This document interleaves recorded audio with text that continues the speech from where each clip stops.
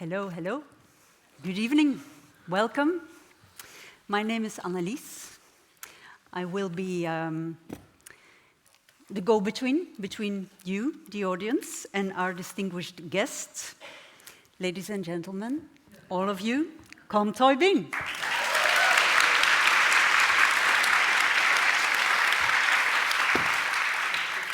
Now that's a welcome. Thank you. Mr. Tóibín, how are you? I'm good. You're good? Yeah. Ready to go? Yeah. Okay. Ready to roll. Ready to roll. Need I introduce you? I doubt it, but still allow me to mention that you are a writer of fiction and non-fiction, of essays about art and people, writers you care about in some fashion or other. If I can mention some titles, there's the fictionalized biography of Henry James, The Master, and more recently, The Magician, fictionalization of the life of Thomas Mann, also The Testament of Mary, very fine novella. But you don't shy away from the past as in 2,000 years ago, House of Names, Clytemnestra, Electra, on the stage, as it were. But tonight, we will be discussing Long Island, the new novel, and sort of linked to Brooklyn, a very much-loved novel you wrote some years ago. You're a teacher, you are a receiver of awards and prizes too, yes, and here we are. Now, I was thinking we could delve into the book straight away, but I would suggest I put some dilemmas to you. Okay, cool. Yeah, because we can talk about lots of things, but maybe it's good to get an idea, a feel for one another. So, coffee or tea? Generally, neither. Okay, brandy or vermouth? Don't drink alcohol. Okay, since when? 6 years. Okay. Reading or writing? I mean, if you said I could go with Anna Karenina for a week to some nice place with a sofa, Okay. I'd go to Anna Karenina rather than, start another book. God. Anna Karenina it is. Writing or swimming?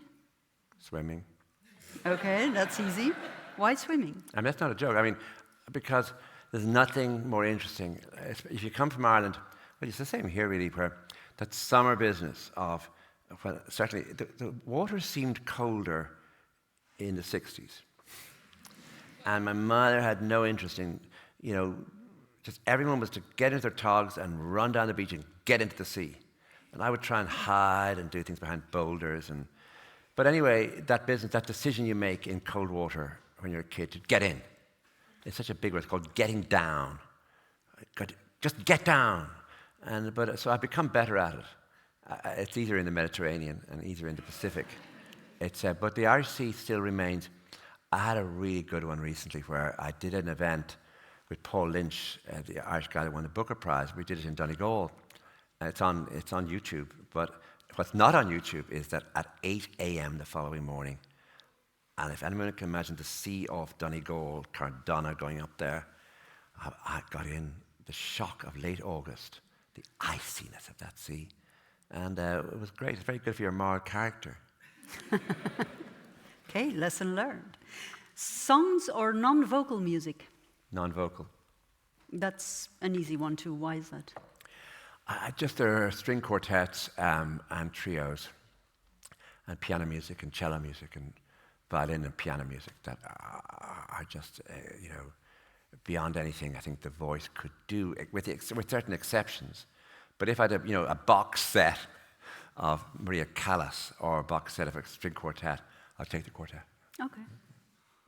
Morning or evening? I don't know. It used to be evening always, but I've just grown. Because if you're not drinking, there's no point in the evening, is there? Yeah. And does it make a difference if I add writing in the morning or writing in the evening?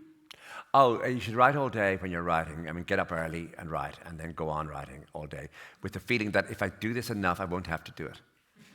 Okay, so you're trying to outwrite yourself. No, you're trying to finish your book. Okay, so there's always the goal. Yeah. Yeah, practical. Good. Longhand or typewriter? Longhand. Always? Or at a certain stage? For fiction. But I published a book of poetry a few years ago, and I found that the what's it called? The laptop, yeah, is the best thing for poetry, because what you do is you write the poem out, and it's obviously awful.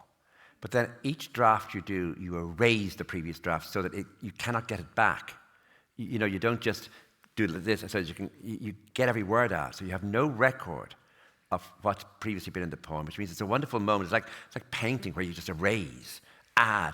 So it's like action. And each time you do a new draft, you get rid of everything before.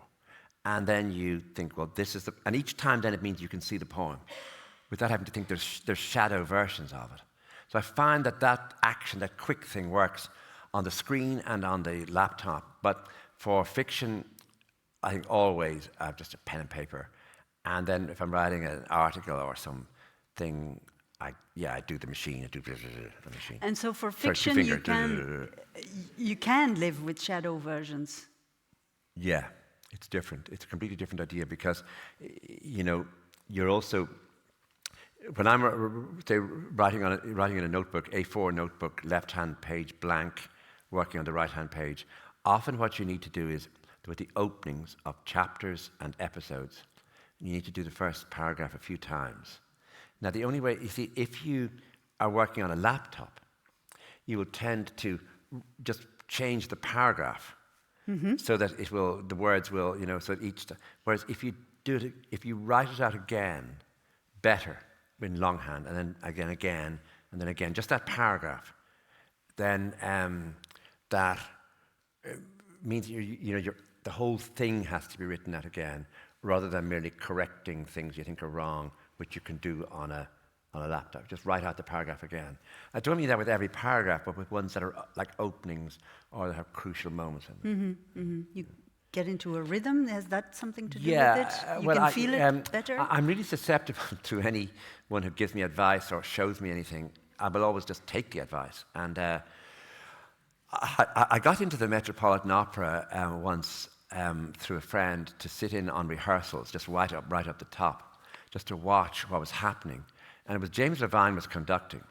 And what he did for a whole afternoon was he conducted the orchestra in rehearsal, just getting the opening. And they, there you go. Okay. Okay, we're going to go again. With the entire orchestra, And he'd say, okay, back again. And he wanted to get an absolute crisp sound of everyone. So there wouldn't be anything left out, and he knew what sound he was looking for, maybe, but he certainly knew what he wasn't looking for. And I went on and on. I thought that's the way to go.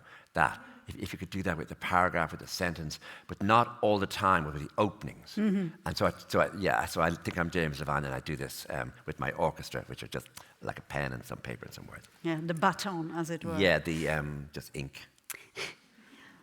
Opera then, or Joni Mitchell? Oh, opera, but there's Joni, it's blue. You see, I don't do After Blue, and I really don't do Ladies of the Canyon. So I'm really stuck with about 5 Joni songs that I got that album the day it came out by just luck. I had money, and the local record shop in Enniscorthy had this thing called Blue, and I lived with it for the whole summer then. I know all those words, The last time I saw Richard was Detroit in '68. He told me all romantics make the same fate someday, cynical and drunk and boring someone in some dark cafe. You laugh, he said. And, I think you're, but I could go on, and I could drink a case of you. And there's a really good line in Blue, Joni Mitchell's Blue, the album, where she says, she's on a plane, up there's a heaven, down there's a town. That's pretty good, isn't it? Up there's a heaven, down there's a town. So Joni, Blue, but generally Wagner. Okay. It's the spectrum. New York or Barcelona? Oh, Barcelona. Okay, Barcelona or LA? And I mean, York goes on about itself. It's a city that doesn't sleep. Try and get your dinner there now after 9 o'clock in the evening. Kitchen's closed.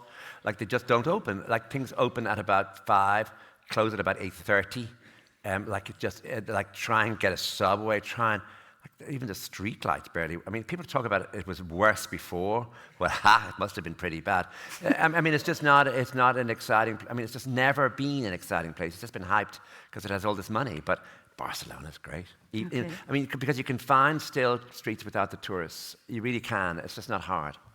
But yeah, Barcelona, emphatically. Okay. This is great. Go on. All right. Yeah, we're nearing the end of my list. No. But okay, keep going. Barcelona then or LA? Oh. You see, LA is really made for writing because there's absolutely nothing to do. What I mean is that if it comes into your head you'd like to go down the road and just check out if a newspaper, or just have a coffee even, that coffee business, and you can't because it's too far. There's no, where I'm in LA, there's no coffee shop anywhere near. And I don't drive in America. And therefore, I'm just locked. I'm just locked in. I'm just trapped. And the mornings are beautiful. There's a pomegranate tree. If you're Irish, they have pomegranate. And there's talk of a passion fruit vine, but it hasn't grown yet. The sky is beautiful. There's not a sound in the suburbs. It's all suburb.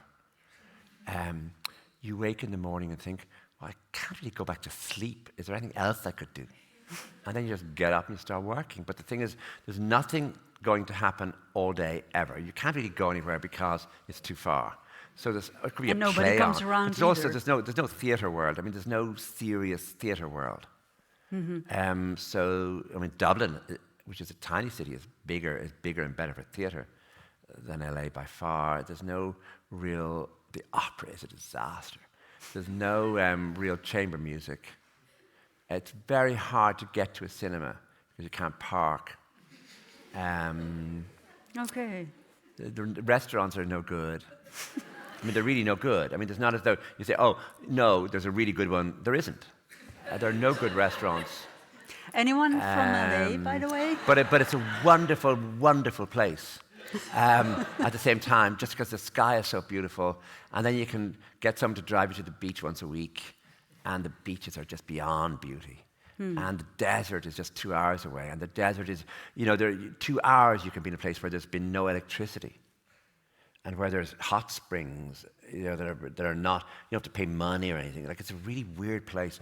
I have to say, I wake up, I often think I don't think I'm dead or I've died. You know when people say, I think I died, I went to heaven. I mean, that's such a stupid thing to think. No, but it's just great, and if you're Irish, it's even better because every single thing is exotic.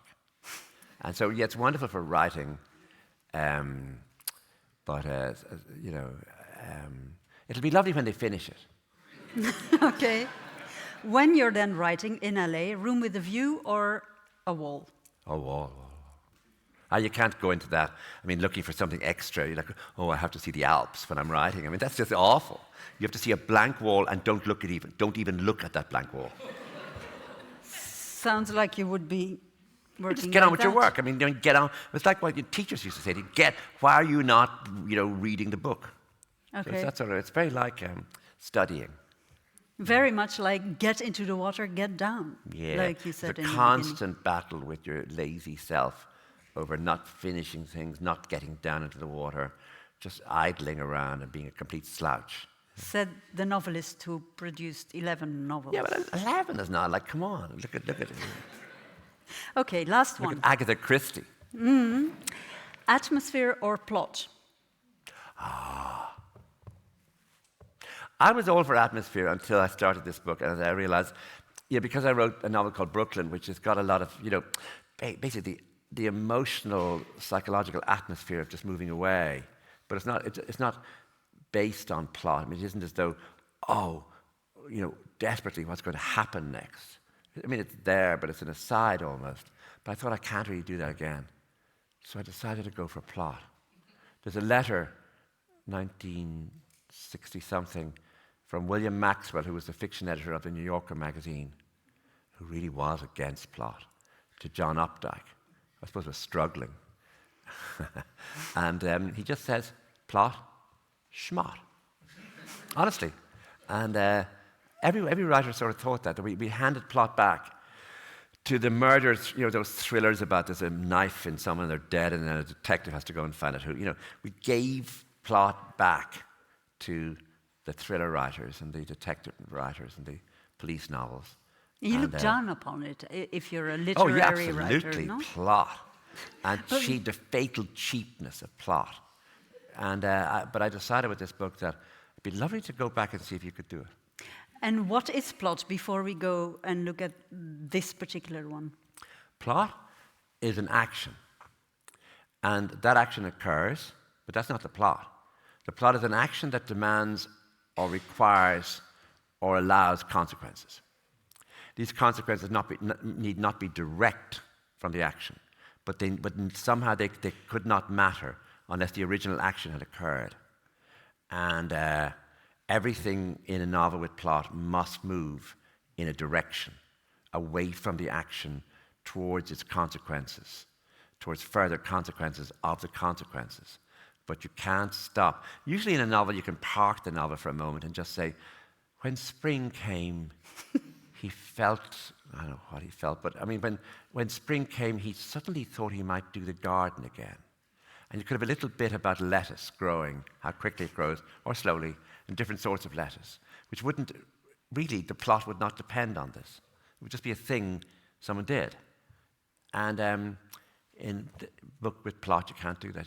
You try it, and it just falls away. Okay. We're going to look into that, but you mentioned Brooklyn. Yeah.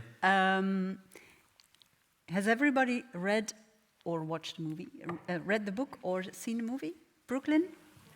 Yeah? We can tell you the story if you haven't. Well, the thing is, that's what I was wondering about, because in Brooklyn, Eilish Lacey moves from Dublin to the US. And then in this book, Eilish is again the protagonist. Would you say Long Island is a sequel to Brooklyn? Funny, the word sequel never came up when I was writing this until I had delivered the book and they were about to publish it. I suddenly realized what a filthy word sequel is in general. People despise sequels. Godfather 2 being an exception. I think Hilary Mantel managed to do 3. So did, let me think, the other one, Pat Barker, the trilogy about the First World War, Regeneration, The Eye on the Door. But they're 3 books about a very short period in history. So you can see how that's done. But I think that if you're a novelist and that you write 10 novels, and one of them happens to be commercially successful, and that's the one you choose to write the sequel to, I think that anyone has a right to accuse you of being cheap, and shameful. And so there I am. And I didn't think sequel until the book was about to come out. I just thought there are a few things I want to do. I got an idea, basically. That business, if you're going down the street and something occurs to you, and that's the opening 2.5 pages of the book, where I got that vision of a man coming to the door, or of her coming to the door, and this Irishman, this Donegal man being there, and she's Wexford, and they're both on Long Island. And I got an idea of what he would say to her. And that's the action.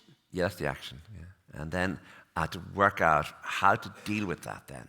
And the only way really was to use this idea of plot, of consequences. And of course, the consequences are not direct because you think, well, the man, just to give you away the plot at the opening of the book, 2.5 pages, is that he just says, your husband's a plumber, he came to our house.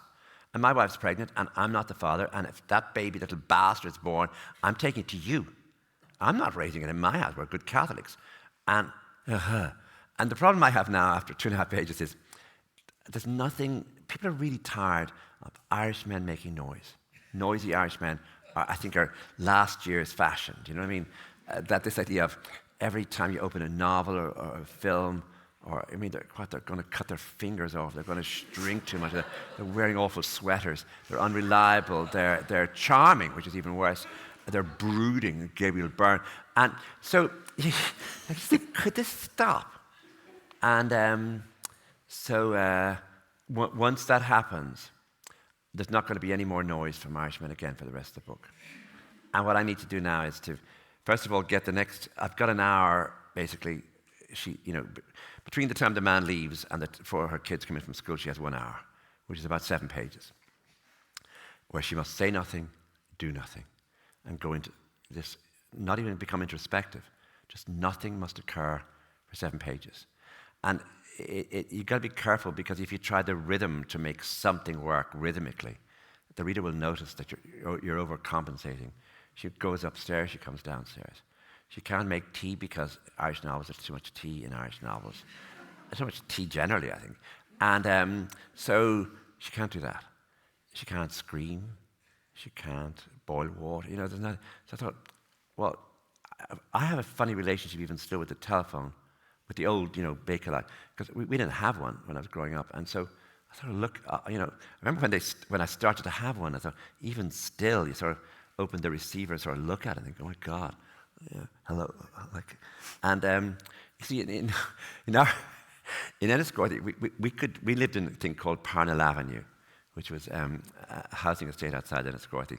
And only one person really, there were 22 houses, I think, and only one person had a telephone, it was Mrs. Lynch. And you see, we could see Mrs. Lynch if she was coming out of her house, leaving her door open, walking towards some house with a concerned look on her face. And that could only be bad news, that things were so bad they had to ring Mrs. Lynch to go up and say, could you come down to the phone to somebody? And we'd watch her coming and hoping she wasn't going to come to our house. It was sort of like nemesis. She was very nice, Mrs. Lynch, but otherwise, But often if she went into Mrs. Hennessy's, that would be fine. She'd gone into Mrs. Hennessy's.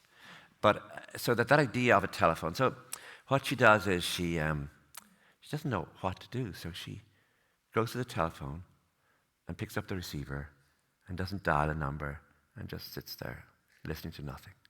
That was as near as I could get to sort of interiority, to some almost action, And but I'm trying to think what your question was so I can go back and answer it. I have another one if you like. No, just give me that again. Whether this was a sequel, Oh, and then God, we yeah, digressed. I've really gone around the world. So what I thought I was doing was I thought I was writing another novel using some of the same characters, which, of course, and you've done it before. Is a sequel. Yeah, but on the other hand, some of the characters in Brooklyn but they're just have appeared here and there, or yeah, in but Nora this is Webster. full protagonist. Sure. But just to finally answer your question, I think I saw the film of Brooklyn a good number of times, and what got to me was the character of Jim as played by Donald Gleeson.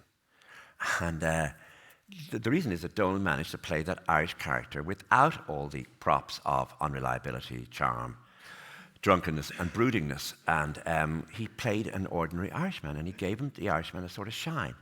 He wasn't exactly sexy, but he was sort of had something.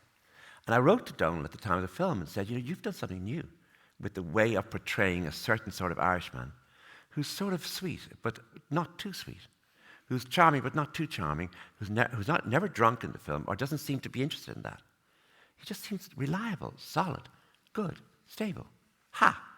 And I sent that letter even.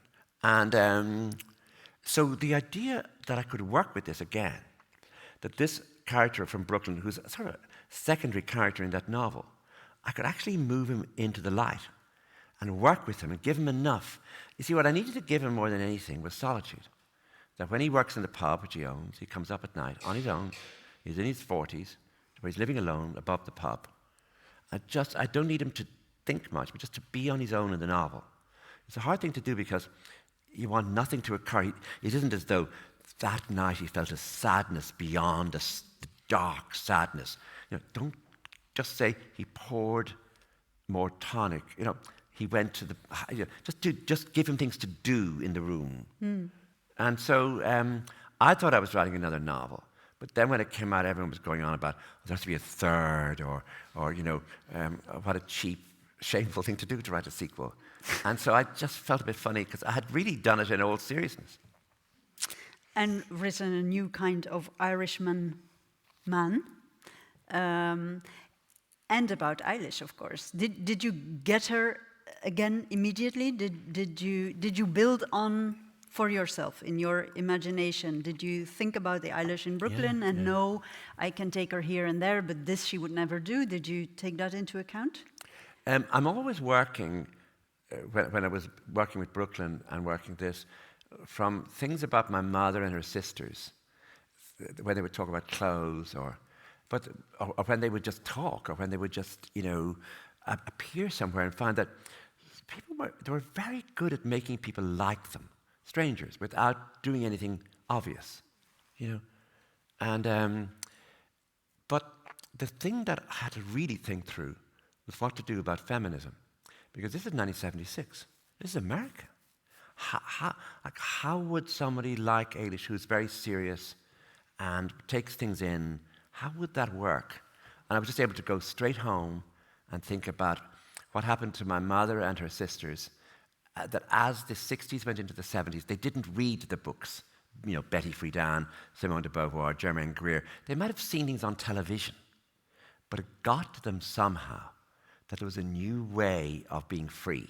That in other words, they could assert themselves more without doing it in a strident way.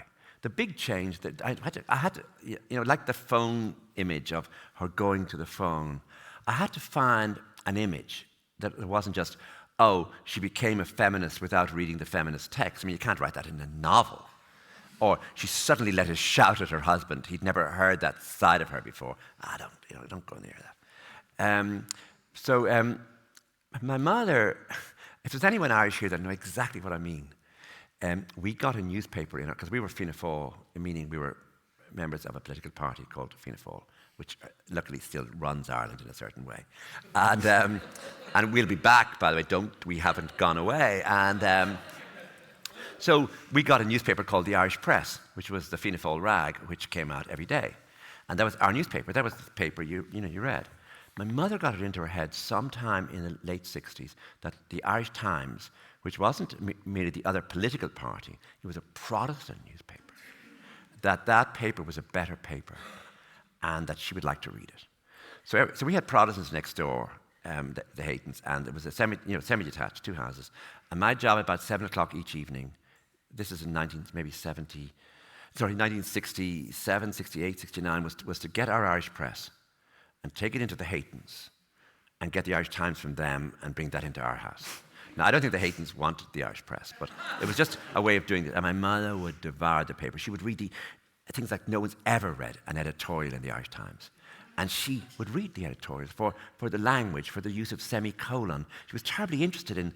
Then she became interested in the ideas and different writers for the paper.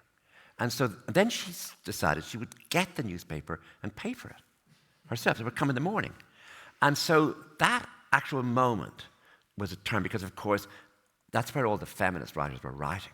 That's where all the new ideas about, like availability, like contraception, all those debates, church-state relations, all those things were happening in the pages of the Irish Times, not on radio at that time, and not anywhere else.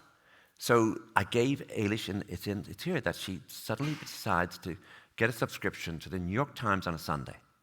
And while the others are all laughing and at lunch, she's going through the New York Times. And I wanted something that would show change, but also the other thing is that she's become highly articulate.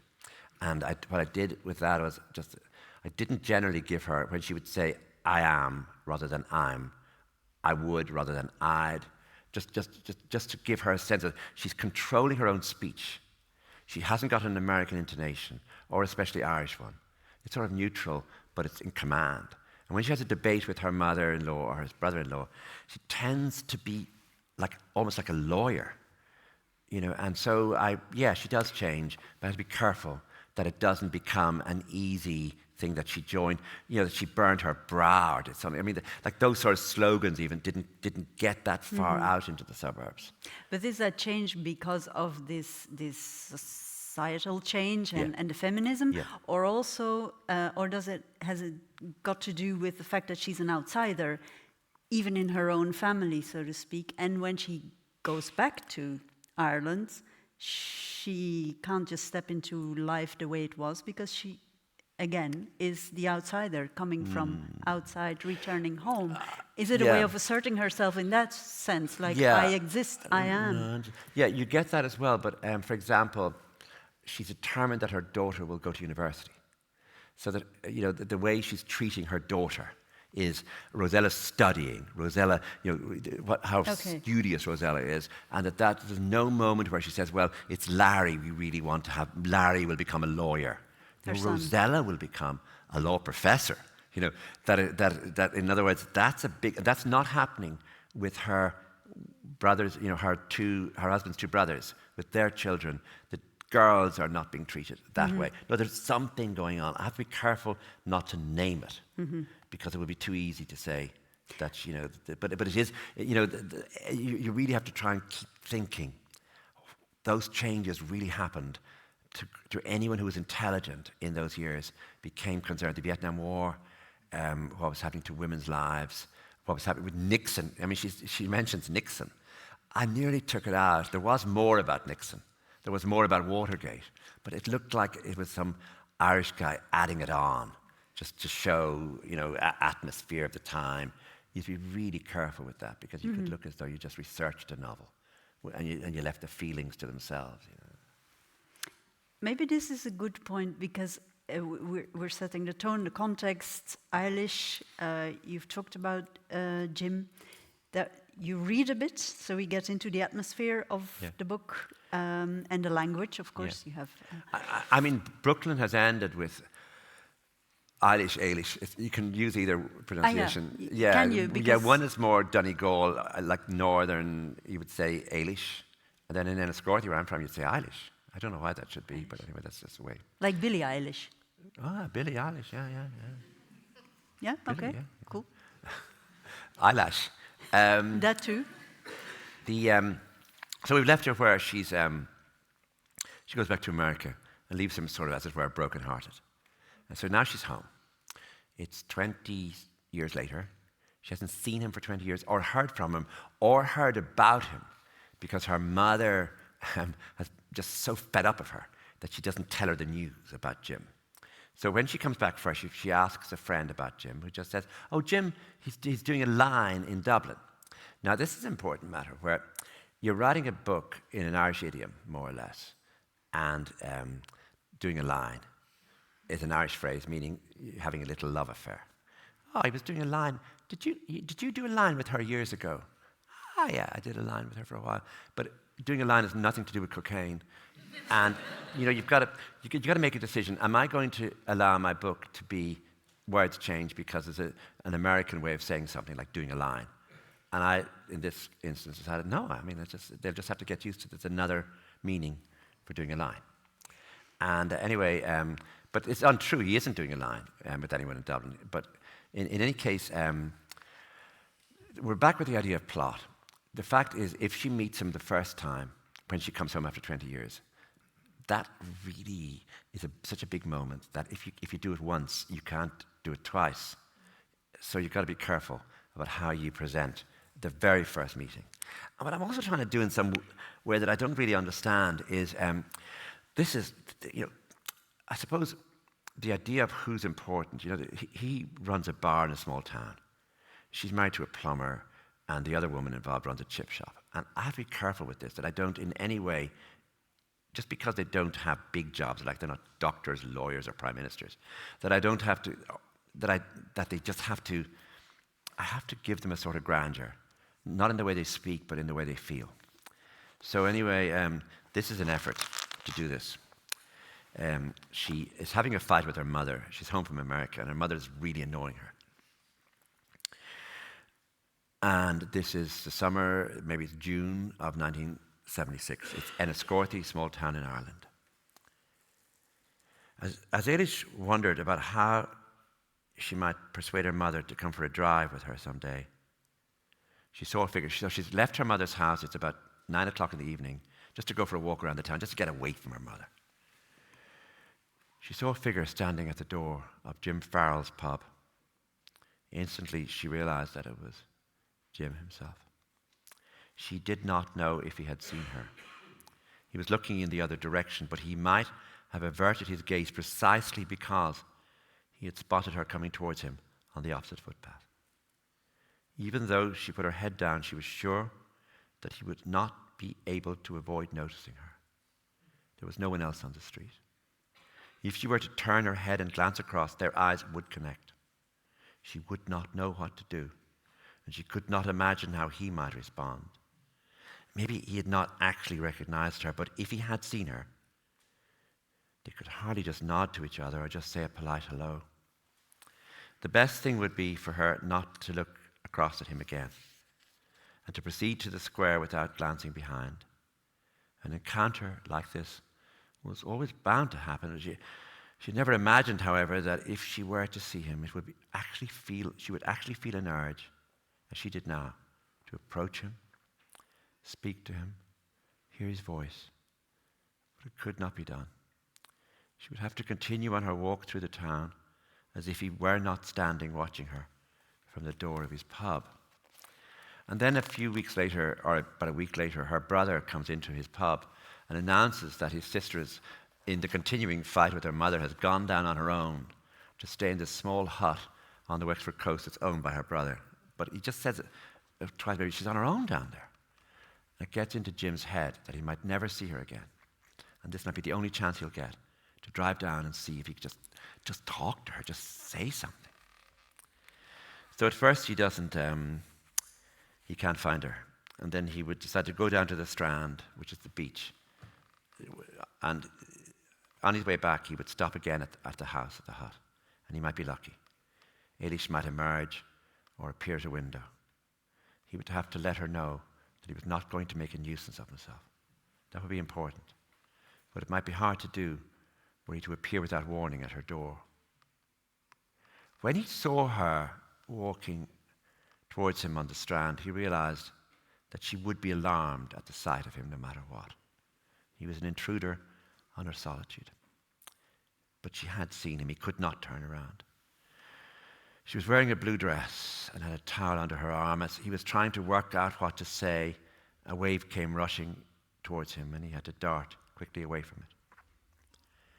He felt for a moment a sense of pure disbelief that this was happening. He looked down at the sand, and when he lifted his head, she was there. The expression on her face, not angry or fearful, but puzzled, almost amused. How did you know I was here? Your brother came into the bar, he told me. And you drove down immediately.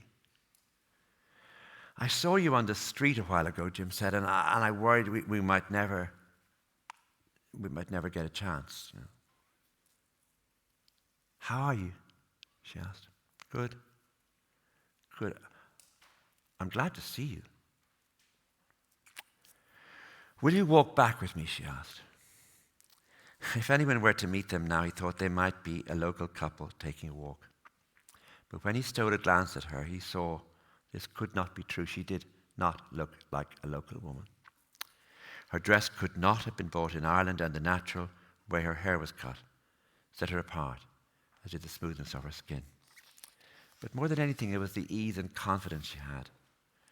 Her face was thinner. He could see some wrinkles at the corners of her mouth, but the eyes were bright and alert, and her gaze was focused as she turned to him and spoke decisively.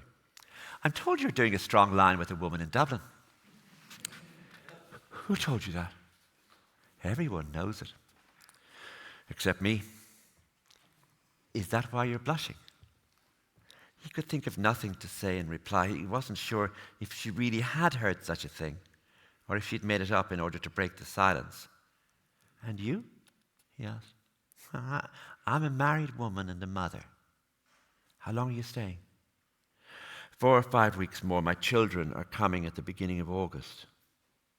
He noticed that she did not say her husband was coming too, and he was glad. He would not relish seeing Eilish with her American husband in the streets of the town. He wanted to ask her the reason she was here alone, but every question he thought of seemed wrong. It occurred to him that he really wanted to ask if she had thought about him much over the years and if she had ever regretted not staying with him. When they came to the steps that led to the cliff, she found her sandals. He helped her climb the loose sand to the first step. As he took her hand, he thought that this might have been what he came down here for, to touch her once, to have her smile as she leaned on him, and then to walk slowly behind her up to the edge of the cliff.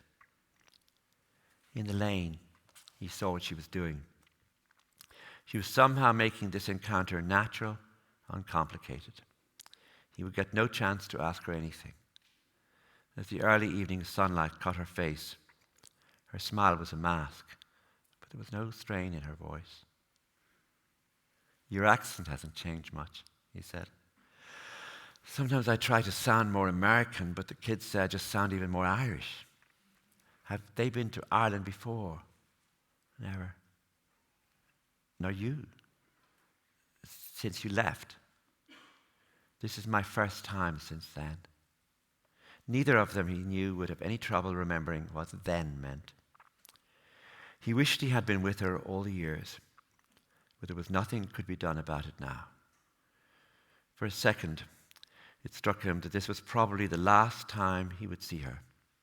He should say something. But then he thought it would be best to leave it. There was nothing to say, or nothing that was easy or simple, nothing that he could find words for now. You look so sad," she said. "I feel sad seeing you."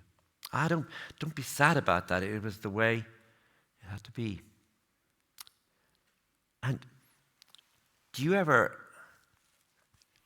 I don't know, do you ever think about me?"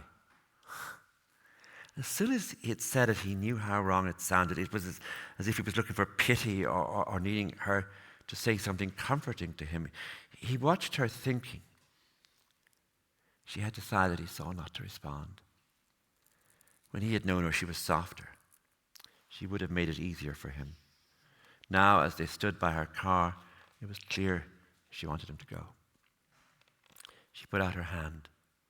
That was as much as she would do. She did not want to embrace him. He would say nothing more to embarrass her or himself. I hope I didn't surprise you too much."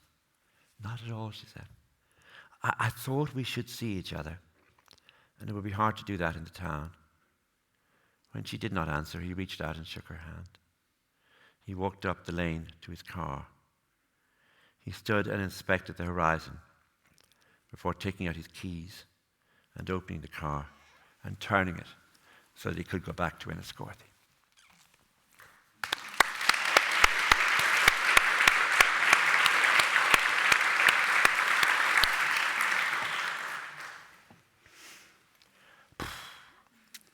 Say that again. You talked about taking things out. There's so much these characters don't say or don't know about each other. And in Eilish's case, I think you have her say a lot that she thinks no one really knows her, but does she know herself? Yeah. Is what I wonder sometimes. Yeah, but I mean, I think that when she comes back, anyone who's ever left home, certainly left in Ireland, it's certainly, maybe just say in my family, that, you know, I lived in Spain. I was in Spain when Franco died. I was there for the 3 years after that. Did I ever get a chance to explain what that was like? I'd arrive home, they'd just be so glad I was safe, and I hope I'd never go anywhere again. And then, if I ever tried to bring up things like, they said, "Was that in Spain?" I said, "Yeah." And they would want to talk about some neighbor's dog, or some of the postman had changed, or I said, no, but like Franco died. "Ah, yeah, we read that in the paper." You know, and you realize that they really didn't want to know. And so she comes. They didn't want to know because it seems so far away, so remote, compared to the daily. I think any family maybe has that, but anyway, you know, that she never gets. Her mother never asks her, like, what was it like for you? It seems a too big a question and too nosy maybe, but unnecessary maybe. But so that she just never gets asked, and feels not, the phrase we use now is not seen by anyone. But as regards her own knowledge of herself, it's probably zero. No, it's probably that idea of self-knowledge would have seemed like a strange oxymoron in 1976 in certain places. Like, what is there to know? You know, Well, there's a big question in the like book. know thyself. Sound like something a priest might say.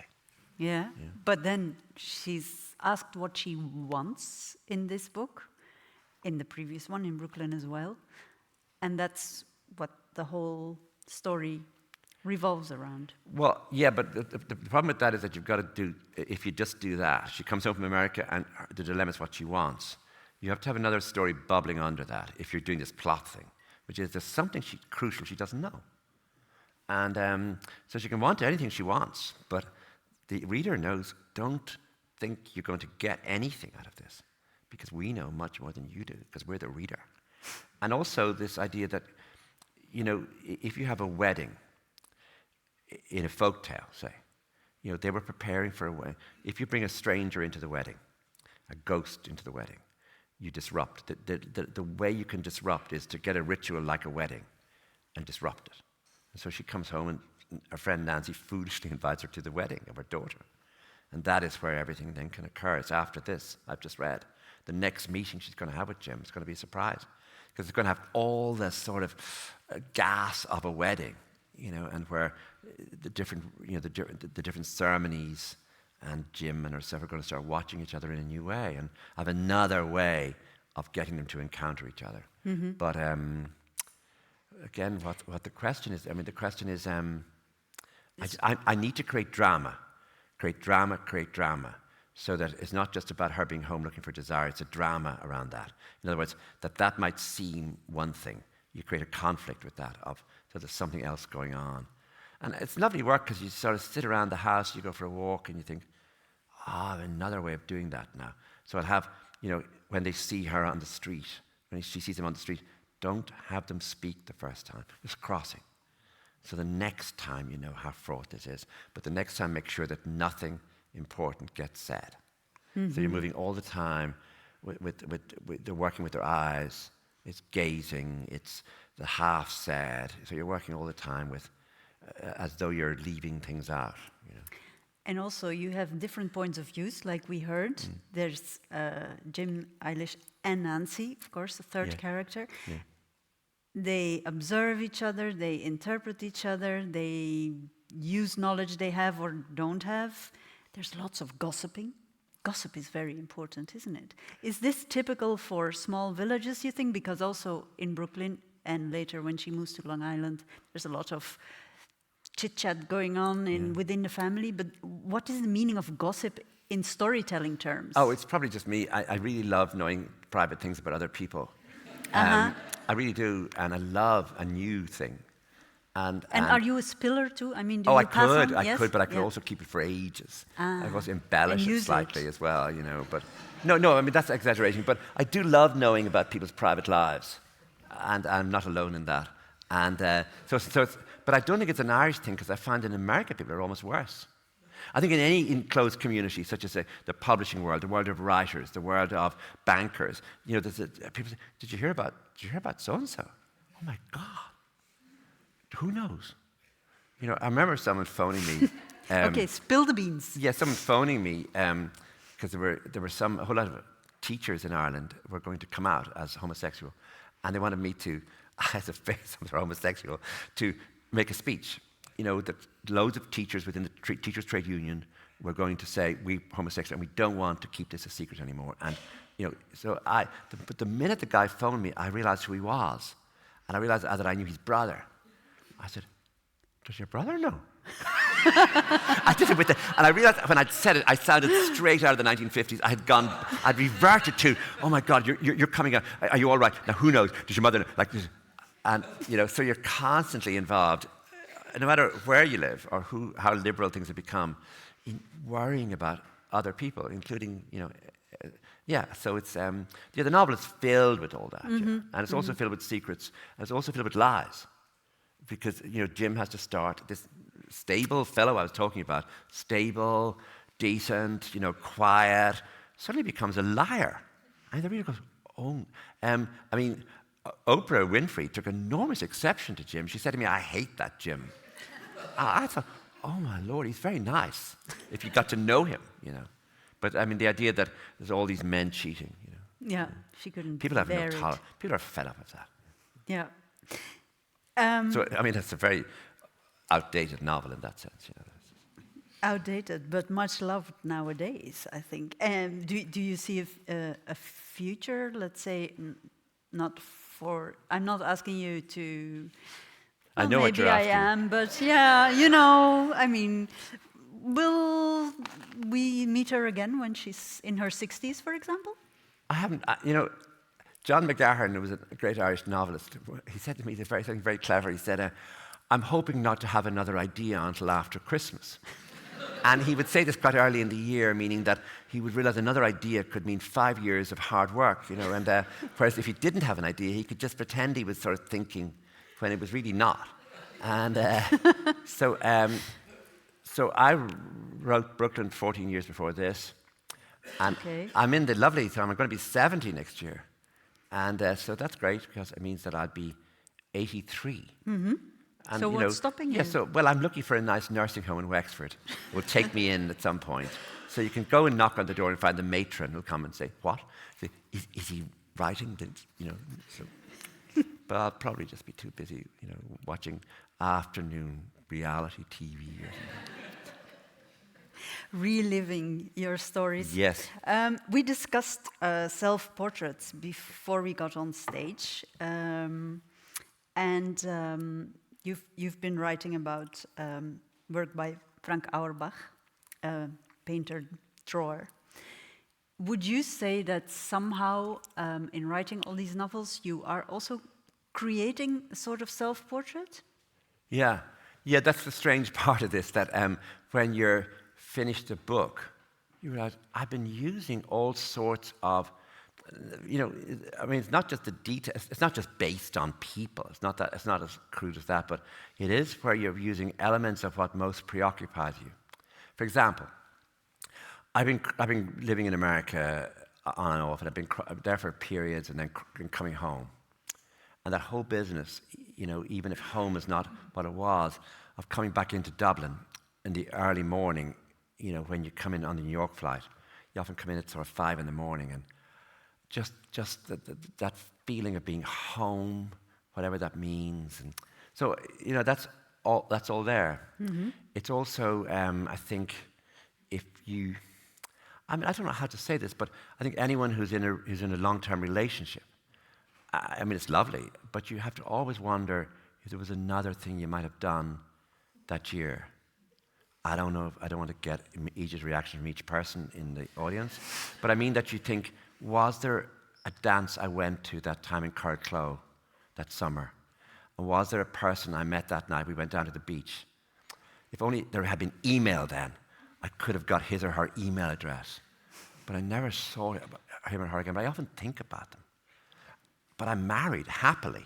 But nonetheless, that idea of the shadow, of the might have been, of the possibility, of the one great sexual chance I ever had, or the chance to be happy, or the chance, like, is that just me? No. Okay. Parallel lives? Great. Why do we read? Great. So that's really all in the book as well. And I suppose it's also more about middle age, you know, but people my age in their 60s often dream that they're in their 40s. So it's... Okay, so yeah. But, I was also reminded of this thinking about self-portrait, and because you once spoke about the fact that you lost your father when you were 12, and that for a long time you shut it up and closed it off, your life and interactions with people and yourself to a certain extent, until you looked it in the eye, worked through it. And I was wondering how, because you seemed to suggest at that time when you talked about it, when I heard you talk about it, that it affected your writing in a way. Can you say how, in what way? Yeah.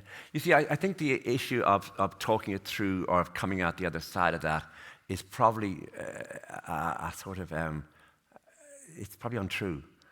In other words, once you do that denial thing about grief, once you put a stone in the stream, no matter what you ever try and do to lift the stone, to let the stream go, it will never work properly. And so you can do your best with it. But I think when my father died in 1967, no one in Ireland seemed to know that children felt things, honestly. And so the widow, everything was, like those images we had of Jacqueline Kennedy, how sad she was. And then 4 years later, my mother was wearing the same sort of mantilla, and everyone was talking about her. And so you didn't feel. And it was years later, I just happened to become a friend with, I was working with a woman whose husband was a psychiatrist, and he said to me, you know that you're seriously in need of treatment. And I just, I thought he was drinking or something. But anyway, so it comes up again and again in the books. For example, I don't think in any of these books, I don't think I could write a character who had a father who lived into no matter what would happen, you find that you would just cut that off.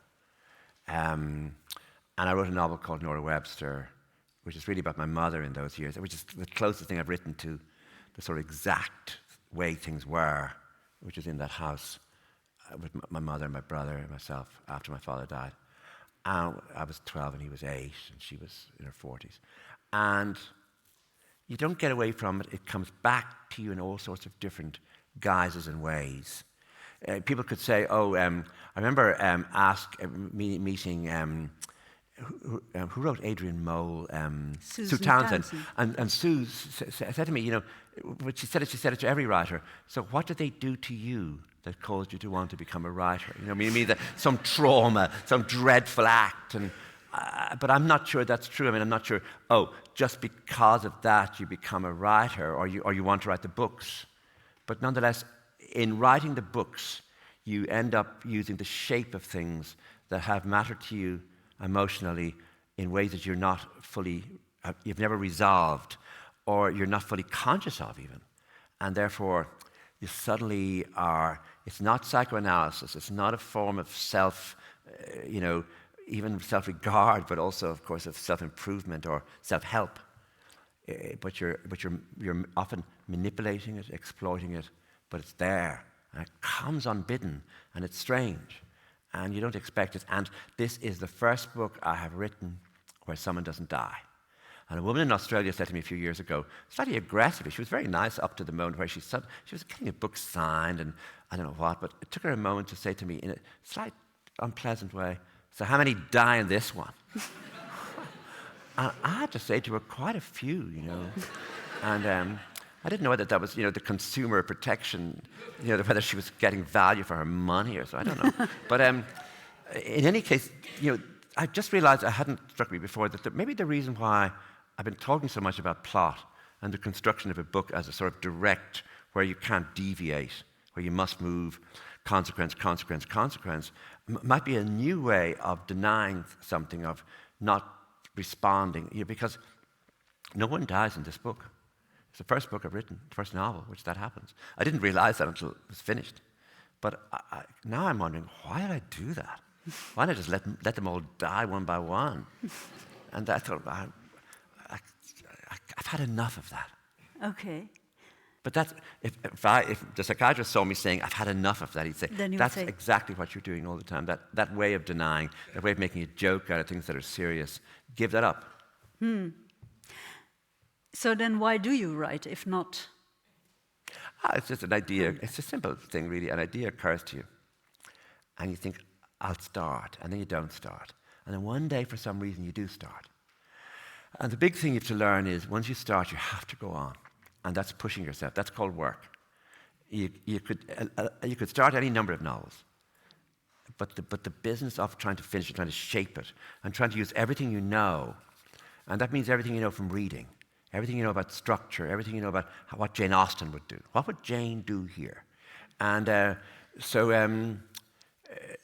the why never gets asked. There's no why, really. You just start it. And then you think it'd be a pity not to finish it. And then you begin to live like that. And then you just, it isn't as though you could start medical school or anything. but you might as well carry on. Yeah, you might as well carry on. That's a really good way of putting it. You might as well carry on. That's the most Irish. That's the most Irish thing anyone's said all day. But you make it sound like, these are the most feeling novels, I think, that are out there. And at the same time, when you talk about it, it almost sounds like it's a puzzle for you to a certain extent. Yeah, the point, I suppose, is that you don't want to say anything in the novel that is sentimental, exaggerated, or untrue. This means then you have to move into levels of feeling and think, no, like Jim says, do you ever think about me? Now I have to worry about that. Like a guy says to a girl, they're in their 40s, like, do you ever think about me? And I've got to, the next sentence has to be, he realized immediately. It's like the writer realized, they shouldn't have said that. So you're just trying to get, if he did say that, he doesn't say that, he thinks he thinks first he wants to say something to her. Then he thinks, no, he won't do that. Then he blurts out, do you ever, and he doesn't finish it. And then he just blurts it again. Do you ever think about me? And he knows it's wrong. Now, to get that, I have to go into 5 different ways of trying to deal with, just trying to get this right. So he doesn't say something demanding an answer. He doesn't say nothing either. So there's a tension going on with him all the time. All I have to do really is try and get that right. Get the emotion right, get the timing right, and get it as right as possible so it just doesn't seem exaggerated. You don't read it and think, no one would do that, or that's not right.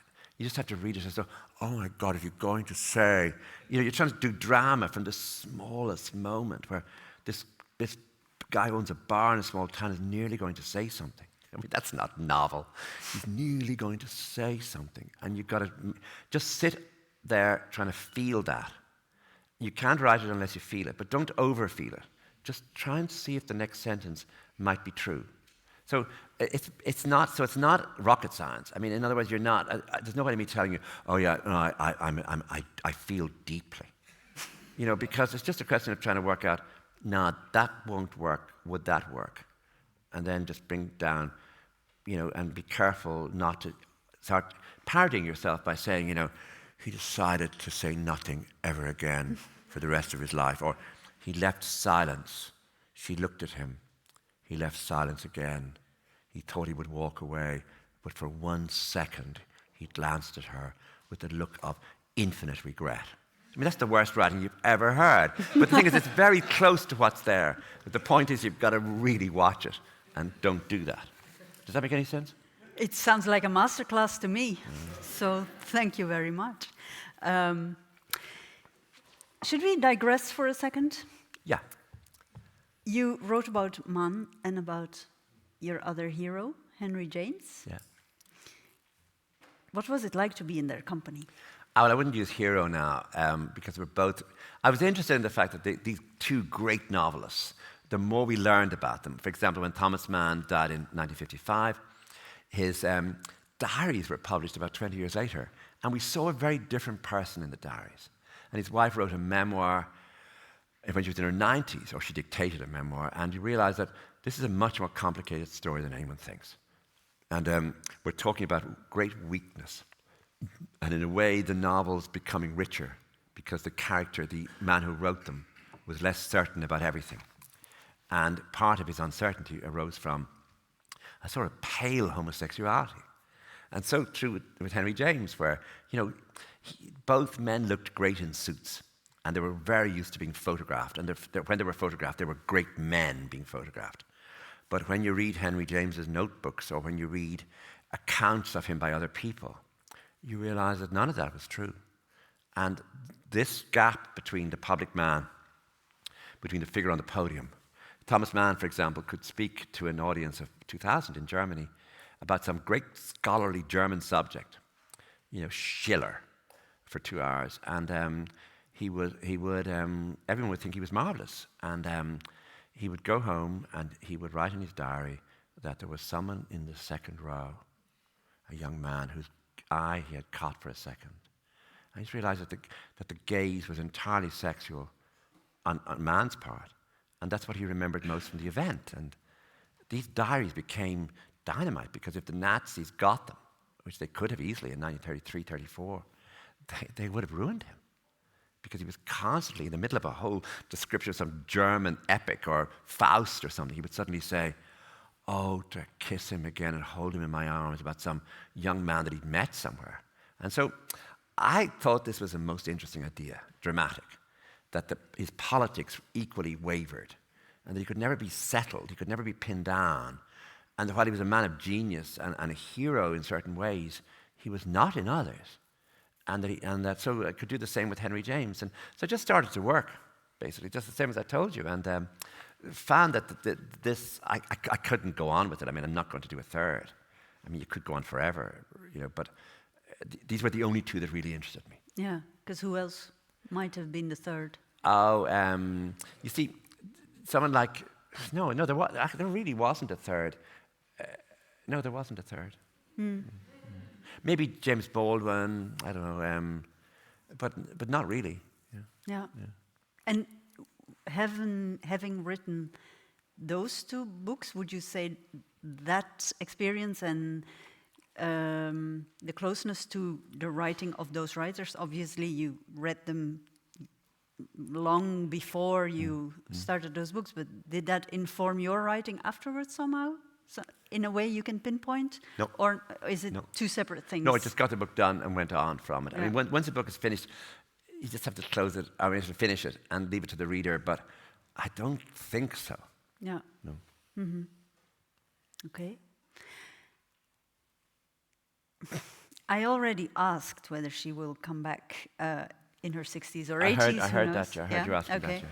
Anyone else think so? One more question about structure and plotting, because you say there needs to be a drive and a direction. Yeah.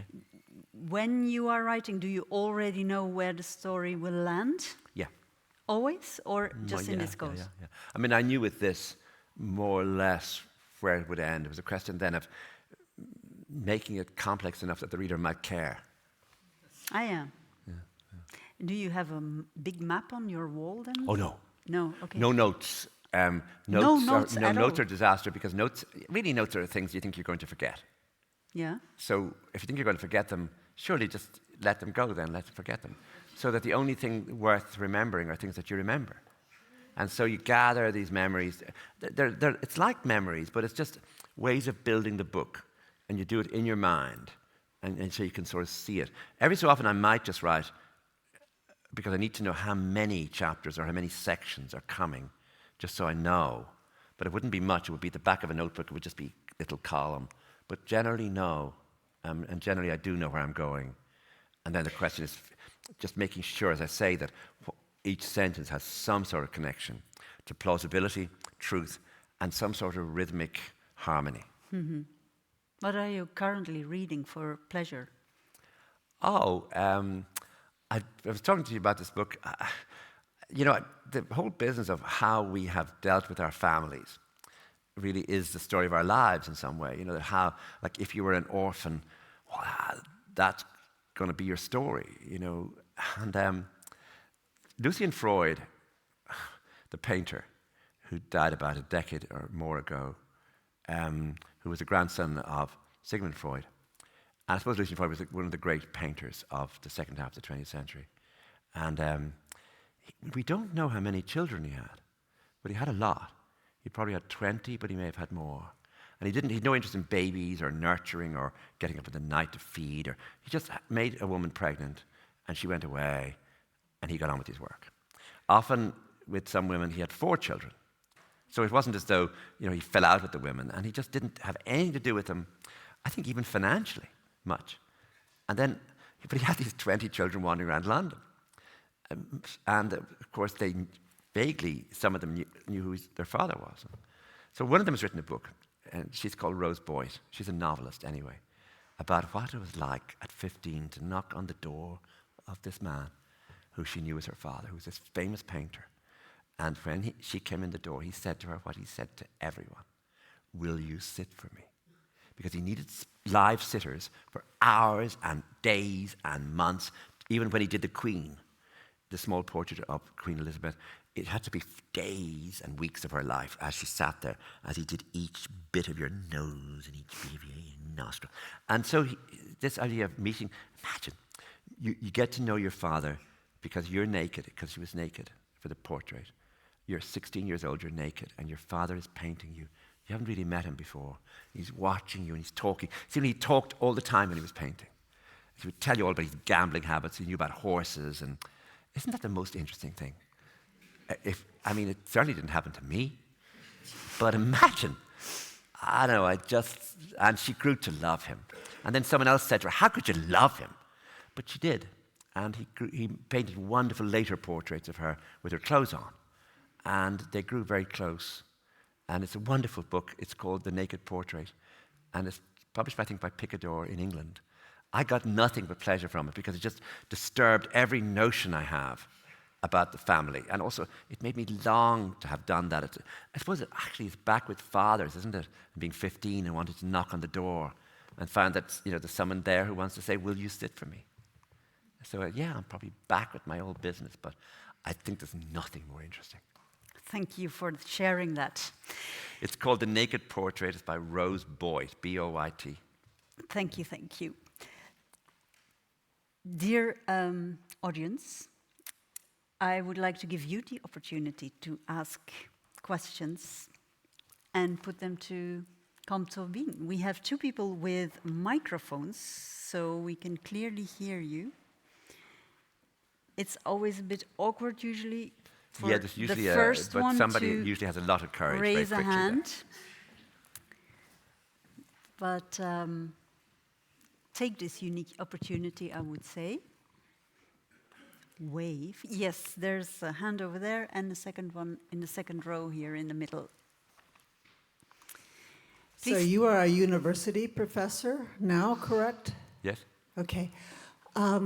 What is the difference between what you are doing now and your writing? How did you end up, being the professor? Do you like it better, worse? What do you think? I wandered around for a while in various universities teaching creative writing, just because I had basically a failure of imagination. In other words, I get a letter inviting you, and you accept, and then you forget, and then you have to go there and do it. And then you wonder, why didn't you know how lonely you would be or how? But anyway, I've ended up at Columbia University where I teach in the English department. I don't know why I'm there, and nobody else does either, really, because I don't have a PhD. And all my colleagues do, obviously, and all my colleagues, obviously, are filled with literary theory, and there's nothing they haven't read, and the philosophy, every theory of the novel, of the poem, of the play, they're in there with it. And, some of them have worked closely with the French theorists, and generally they're a very smart bunch of people, and here am I wandering, bumbling into the department. But they asked me, I didn't ask them. And what I do, it's not exactly a lot of work. I teach one semester a year. It's 14 weeks. I always teach a full semester, like a full seminar on Ulysses, on James Joyce's novel. 14 weeks. I take about 18 students in their very final semester at Columbia, English majors. So they really have studied everything. And what I want them to do now is to study a book. And they're not allowed, they can read what they want, but they're not allowed to mention any critics or anyone who's had a theory of the book. I simply want us to study the book and to see how the book was constructed and to imagine the book unwritten, to see what Joyce's dilemmas were as he came to a new section as to how he would present the material. And so I do this every year, and I get more out of it than they do. I often feel if only they would listen to me. Because if only they would listen to me, meaning that I tend to, I would always do the reading myself that they're doing. So if we go in to read an episode, I probably read it the night before as well as they have. And so the last 10 years of my life have been really enriched by this novel by Joyce, which no matter what you say about it, is tremendously interesting. If you just started as 18 episodes rather than a book, just looking at the way he began to attack his own previous episode in the new one, laugh at it, work out various ways of telling the story. Anyway, I have loads of things to say about it, and it's very satisfying. to really study something, especially at my age where you feel you could think that you know enough. And also I've been teaching a lot about another course I do on the 19th century novel on Jane Austen, on Thomas Hardy, Trollope, George Eliot, Edith Wharton, Henry James. So I just bury myself and steep myself, embed myself in the heroic tradition of the English language novel from Jane Austen, say to as far as, from Jane Austen to James Joyce. And I think it helps. It certainly gets you through the night, There was a lady over here. Yeah, hi. I had two quick questions. The first one is about, you're really specific on the 7 pages of Jim walking around the pub. Was that deliberate? Was that sort of preset, or you remember that? And then also, I just also want to ask you, when you write, when you're talking about writing, you sound like you get completely enveloped in the book and the story. So how do you keep yourself grounded without sort of losing yourself in the novel? You see, I think it's easy to talk about a novel when it's done, so that you seem as though you were embedded all that time. But of course, it was always a struggle not to write. But just to go back to work, just to say, like, I could do email has become an awful problem, and that bloody business of Facebook and all that, because you could so easily distract yourself for an hour thinking, I have to check out something. Like, it's a constant pushing of yourself just back to work. There's no one longing. You can delay a novel by a year and no one minds. But that's awful, And so therefore, it's not as intense as it seems when I talk about it afterwards.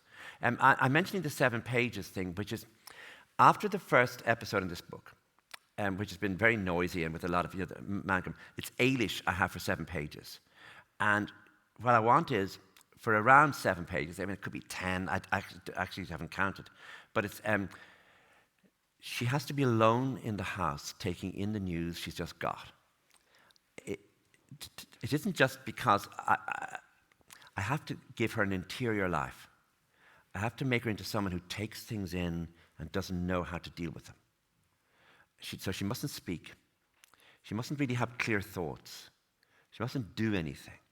Now, this is work, because if you must get this right sentence by sentence by sentence, because the big problem here with those, say, between 5 and 10 pages is you could really bore the reader badly by thinking, could she get up?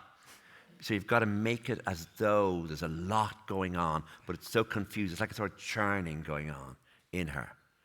And but I'm not even sure I knew this as I was working. I can talk about it now. I just probably knew it instinctively. This has to go like this.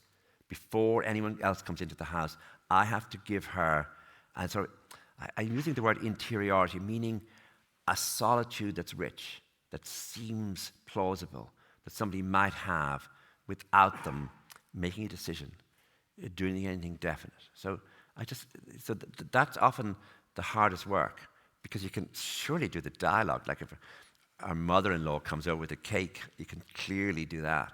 But that bit becomes the essential one. It happens later when Jim comes up from the bar. You have to give him just that his time alone for him, for the reader, matters. In other words, it's not all action or social life. I think, again, you go back to Jane Austen. They have a dance, and the main protagonist will be alone the next day. Must be. Otherwise, it will just be a series of social events. The character who matters most in Jane Austen will be the character who's best at being alone. Fanny Price, Mansfield Park, I think Anne Elliot in Persuasion. What you're working with is the quality of their solitude. And you think you're not. You think you're working with their marriage plots and their sisters and all that. But actually, that's there all the time. It's a really important thing. That's what I was working with.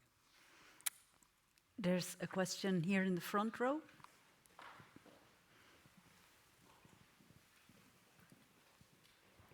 Thank you very much. It's a question about Brooklyn, the book, not the place.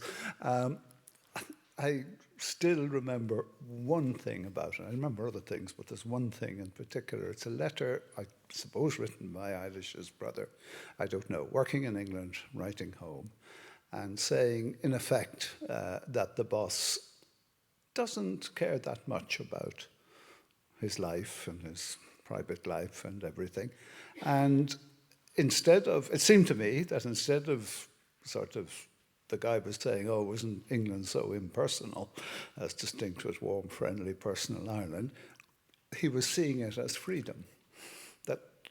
And it seemed to me it was going against the old thing of emigrants always being miserable. But in fact, here was an emigrant who was delighting in the fact that his employer, you didn't put it in these terms, but that his employer didn't care whether he went to Mass or didn't go to Mass or who he was sleeping with or not sleeping with.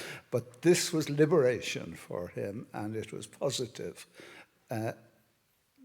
Do you see that in emigration? I mean, I don't know if you remember the passage or anything, but I do, and I think always will. There's a huge problem writing about Irish emigration because of the songs.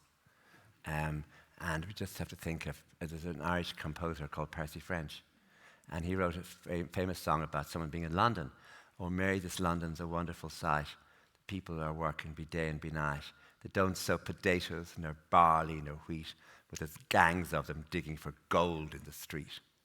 And, at least when I asked him, that's what I was told. There's a song called The Old Bog Road. My feet are here on Broadway, this blessed harvest morn, and oh, the ache that's in them for the spot where I was born. So you've got to be really careful that this grieving emigrant isn't coming into your book, that you've got to see if there's any way you can deal with this, because Eilish is going to suffer homesickness. But also, emigrants' letters are always fascinating because they don't tell the truth. In other words, if someone is really suffering, the letter home will be, oh, I met so-and-so the other night at the dance and he was asking for you. You go, there's something else happening there.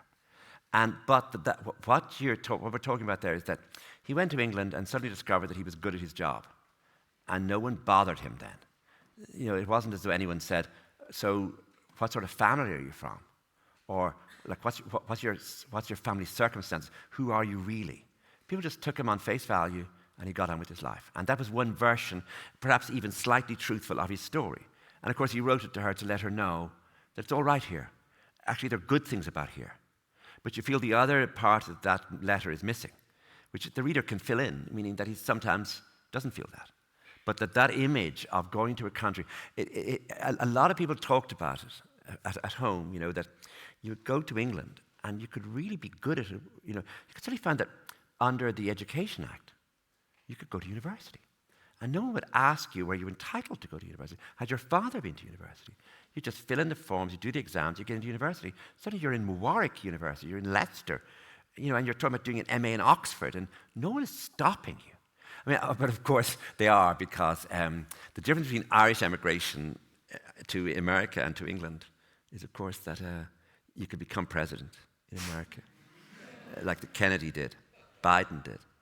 And you can't become queen or king in England. Like there's a law stopping you. But other than that, really, people did find a freedom, all sorts of freedom, including the freedom to be gay or the freedom to, just go out of the weekend and not get drunk. There was all the things you could do there that were unheard of at home. Yeah. Thank you for that question. Yes, two here.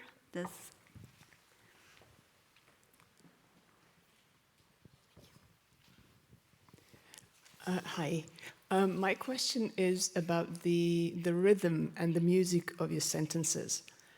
You mentioned that, among other things, your sentences have to have rhythmic, you said harmony. Yeah. And I wondered, how do you achieve it? How do you know that that you've got a rhythm that you're happy with? Do you read it out loud? How do you know? I think I certainly don't read it out loud. There are writers who do, and I don't do that. But I think that maybe is the basic impulse to go and work, if there is one. Why do you do it then, if you think you don't want to do it? Is that idea of having something that has a sound to it that you need to communicate. It's the most curious idea. I suppose it's close to a singer feeling there's a melody that I'd like to use so that you could hear me. And but it is something like that it's in on the ear, but it's not merely work. It's the initial impulse is to find that sound and see what you could do with it, even though it's silent sound, because of course it's written down on a page. But it's still its sound. And so it's absolutely the essential thing. It's hidden. And if you try and force it to say, this book will have this sort of rhythm, you could become Dylan Thomas. You could really lose it. You could write these sort of rollicking, lyrical sentences that would just be nonsense. But I always think that books like this, there's an element of fear that I'm afraid to write a big, long sentence with loads of big words because I think it won't work. So I go down to this minor key. I go down to this sort of elements to work with grey, charcoal, see what I can do if it were another medium. There was another hand going up here. Yes. I want to ask you about Blackwater Lightship. I think it came out in the 90s, and I just was wondering, did you get any backlash about writing a book with a character who's dying from AIDS, and also the fact that he wasn't the main character? Was that kind of a way around that, or? Yeah, I mean, it was published in 1999, which was probably made it an historical novel in the sense that the treatment of AIDS had changed so much in the previous decade, in the previous 5 or 6 years even. And I mean, it was almost the opposite. Look, what happened is I mean, it's really, really funny, sad. The novel came out, say, on a Monday. The Booker shortlist for the Booker Prize was on the same day. It's a huge risk to bring a novel out on that day, because if Booker's not on the shortlist, you can just go home. And it happened by accident. The book was on the shortlist, so that no one in Ireland got time to work out, like, was there anything offensive in this novel, because people presumed I was on like an Irish athlete. I was the only Irish writer on the shortlist, and I was in London. When I came back to Dublin on the Saturday, I went down to the supermarket and I couldn't understand. I did soon understand because coming up Pembroke Street, Leeson Street, like Bagot Street, people were stopping their cars because it had been on the news. I hadn't seen it on the 6 o'clock news. And people were going. A guy got out of a car. I think he must have been the son of the driver, and went like this, yeah, at me, like I was going to run like I was rugby or something. And I mean, that died down pretty fast. I didn't win the prize, so it was ignominious in the end. But so that, it got in on that way, but it also was a time when all that had changed. Nobody was ever going to object to a book again in Ireland, and they really haven't. And so it wasn't a problem. And it was made into a film eventually with Angela Lansbury. I wanted the son to be the son of a family. That in other words, this is a story of what happened to these people. That when this crisis came, they all dealt with it in these different ways. So it's really his grandmother, his mother, his sister, his 3 friends. It's that idea for a lot of not just gay people, but people who went from Enniscorthy to Dublin. That it stuck. Your family became your friends became your new family, and sometimes they became more loyal and true, and you became easier with them than you did when you went home. So it's that idea. Is that Declan's caught in the middle of all this business of what's happening that's new. But there was never any trouble from anyone on the matter, ever. The nearest thing to trouble I've ever had with, people objecting to a book was, there was a play of The Testament of Mary. It was Marie Mullen. It was in the Project Art Centre. And we were really worried because we thought it did happen. There were protests in America, but they weren't serious. I mean, they didn't try to disrupt performance. But we were worried at the beginning. It's the Virgin Mary. A lot of people have devotion to the Virgin Mary. And so on one of the nights, I was going in to see it, and I noticed a famous moral theologian, priest. And I noticed him sitting at the end of a row. And I knew him. And I said something to him, like, I had to kneel down because, kneel down in front of the priest. I said, what are you doing here? And he said, I'm here to see what you're doing. But on the way out, after the play, I said to him, he said, that was nice. He said, I tell you now, I thought that play was wonderful. And I said, did you? He said, yes, I did. But of course, my hearing isn't what it used to be. So I'm not sure I heard much of it, but I thought it looked wonderful. And that's the nearest, and that's the church in Ireland, that's the nearest thing you're going to get, is a sort of an ironizing or a parody almost of a previous generation's objection to novels, which was, of course, John McGahern and Edna O'Brien got all the brunt of that. But I wish I could tell you I was preached against from the altar and stuff, but as you know, this isn't the way Ireland is. Thank you very much for your questions. This is all we have time for here and now, because Mr. Tóibín is not going anywhere yet. He will be out there, one floor up, I believe, behind a table, available for you to suggest to him that he sign your books. You can buy the books as well, so please do if you haven't already. I want to thank you for being here, for being such an attentive audience, and of thank you very much. Mr. Tóibín. Thank you. Thank you. Thank you. Thank you. Thank you for coming. Thank you. Thank you.